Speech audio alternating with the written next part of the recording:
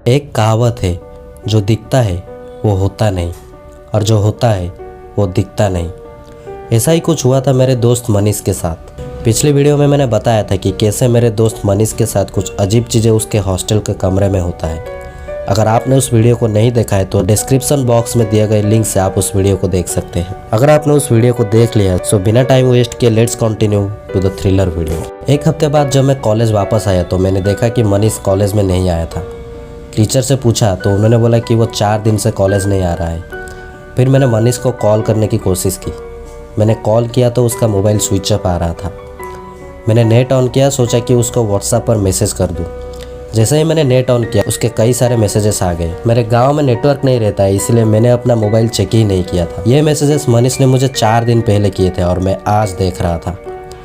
मनीष ने लिखा था कि मैंने तुम्हें कई बार कॉल करने की कोशिश की पर तुम्हारा नंबर नेटवर्क से बाहर आ रहा था, इसलिए मैं व्हाट्सएप पर मैसेज कर रहा हूँ क्योंकि मुझे लग रहा है कि वो मुझे छोड़ेगा नहीं और शायद आज की रात मेरी आखिरी रात होने वाला है। मैंने अपनी सारी कहानी अपनी डायरी में लिख दी है और हॉस्टल के सामने वाले बरगद के पेड़ के नीचे मैंने उसे फेंक दिया है। अगर मुझे कुछ हो जाता है तो मेरी ज़िंदगी के असलियत लोगों के सामने तुम लाना। तुम मेरे भाई से भी बढ़कर हो। बस इतने ही मैसेजेस मनीष ने मुझे भेजा था। मनीष की मैसेजेस के अनुसार मैं उस बरगद के पास पहुंचा। थोड़ा ढूंढने के बाद मुझे एक डायरी भी मिल गई जिसके ऊपर मनीष का पूरा नाम लिखा हुआ था। मैंने देर ना करते हुए डायरी खोल के पढ़ने लगा। जहाँ तक उसने मुझे बताया था मैंने उसके आगे पेज से पढ़ना शुरू किया। मनीष ने लिखा था, आज मैं वापस मेरे कमरे में आया तो देखा सारा सामान बिखरा पड़ा है। मुझे लगा कि मेरे बगल के रूम वालों का ये हरकत होगा। मैं बाहर गया तो देखा मेरे फ्लोर के सभी के रूम पर ताला लगा हुआ है। मेरा रूममेट राहुल भी कमरे में नहीं था। फिर मुझे लगा कि यह राहुल का काम होगा। इसकी कंप्लेंट करने के लिए मैं हॉस्टल की वार्डन के पास गया। वार्डन को मैंने अपना रूम नंबर बताया और कहा मुझे शक है कि यह काम मेरा रूममेट राहुल का है। वार्डन ने रजिस्टर निकाला और मेरा रूम नंबर की हिस्ट्री निकाली। फिर उसने जो कहा उसे सुनने के बाद मेरे पैरों तले ज़मीन खिसक गई। मैं एकदम हैरान रह गया। उसने मुझे कहा कि तुम्हारे रूम में सिर्फ तुम ही रहते हो, रजिस्टर में सिर्फ तुम्हारा ही नाम है और किसी का नहीं।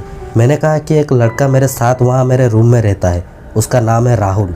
वार्डन ने थोड़ा सोचने के बाद बताया कि राहुल नाम का एक लड़का 2 साल पहले उसी रूम में रहता था जिस रूम में आज तुम रह रहे हो, जिसकी लाश एक दिन उसी कमरे से मिला। उसने सुसाइड कर लिया था और लेटर में लिखा था कि फेल होने के कारण और पढ़ाई की स्ट्रेस में आके उसने ऐसा किया था। इतना कहकर वार्डन अपने घर की ओर निकल जाता है। मैं बहुत ही ज़्यादा डर चुका था। मुझे समझ नहीं आ रहा था कि मैं क्या करूं। मैंने सोचा अपना सामान पैक करके यहाँ से निकल जाता हूँ। तुम्हारे आने तक मैं कहीं भी रह लूँगा पर यहाँ एक पल भी और नहीं रहूँगा। ये सोच के मैं अपने रूम में पहुँचा और सामान पैक करने लगा। अचानक से मेरे रूम का दरवाज़ा बंद हो गया। मैंने दरवाज़ा खोलने की कोशिश की पर दरवाज़ा नहीं खुला। फिर मैंने अपना फ़ोन निकाला और तुम्हें फ़ोन करने लगा पर बार बार तुम्हें फ़ोन करने के बाद भी तुम्हारा फ़ोन नहीं लगा। फिर मैंने तुम्हें व्हाट्सएप पर मैसेज भेजा जिसके बाद कोई ज़ोर ज़ोर से मेरा नाम पुकारने लगा।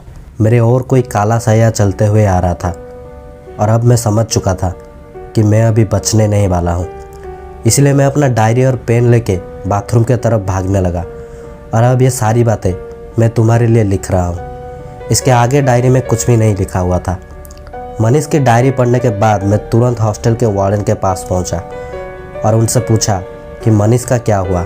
उन्होंने बोला कि 3 दिन पहले सुबह उसके कमरे से उसका लाश मिला। किसी को नहीं पता है कि उसके साथ क्या हुआ था।